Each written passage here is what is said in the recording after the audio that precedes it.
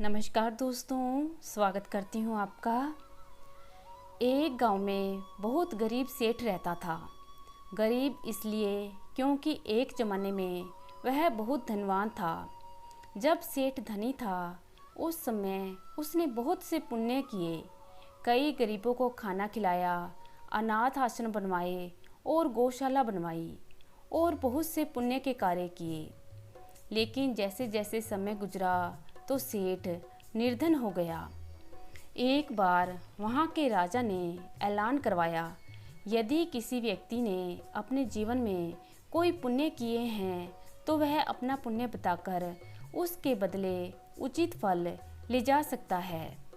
यह बात जब सेठानी ने सुनी तो सेठानी ने सेठ जी से कहा कि हमने तो बहुत से पुण्य किए हैं, आप भी राजा के पास जाओ और अपने पुण्य का जो भी फल मिले ले आओ। सेठ इस बात पर सहमत हो गया और दूसरे दिन महल जाने को तैयार हो गया। सेठानी ने रास्ते के लिए 4 रोटी बनाकर बांध दी और कहा, भूख लगे तो रास्ते में खा लेना। सेठ राजा के महल की ओर रवाना हो गया। गर्मी का समय था, दोपहर हो गई थी। सेठ ने सोचा, सामने पानी का कुंड है और छाया भी, क्यों ना बैठकर थोड़ा आराम कर लूं और अपनी रोटी भी खा लूँगा। जैसे ही सेठ रोटी खाने लगा तभी वहाँ पर एक कुतिया आ गई। उसके साथ उसके 4-5 छोटे बच्चे भी थे। वह सेठ के सामने दुम हिलाने लगी क्योंकि उसको सेठ के पास से अनाज की खुशबू आ रही थी। उसको देखकर सेठ को उस पर दया आ गई। सेठ ने 2 रोटी निकालकर कुतिया को डाल दी। वह भी भूखी थी, इसलिए बिना समय लगाए उसने दोनों रोटी खा ली और सेठ की तरफ देखने लगी।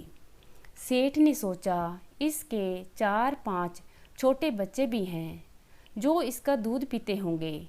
2 रोटी से इसकी भूख नहीं मिटेगी। फिर सेठ ने अपनी बची हुई दोनों रोटी भी उसे डाल दी और पानी पीकर आगे चल दिया। यह सब राजा के सिपाही देख रहे थे। राजमहल में पहुंचकर सेठ अपने किए गए पुण्य कामों की गिनती कराने लगा। सेठ ने अपने द्वारा किए गए पुण्य कार्य राजा को विस्तार पूर्वक बता दिए और अपने द्वारा किए गए पुण्यों का फल मांगने की बात की। तब राजा ने कहा, आपके इन पुण्यों का कोई फल नहीं है। अगर आपने कोई और पुण्य किया हो तो वे भी बताएं, शायद उनका कोई फल मैं आपको दे पाऊं। सेठ कुछ नहीं बोला और यह कहकर वापस जाने लगा, अगर मेरे इतने पुण्यों का कोई फल नहीं है तो गिनती कराना बेकार है और मुझे अब यहाँ से चले ही जाना चाहिए। जब सेठ वापस जाने लगा तब राजा ने सेठ से कहा, कल भी एक पुण्य आपने किया था, वह तो आपने बताया ही नहीं।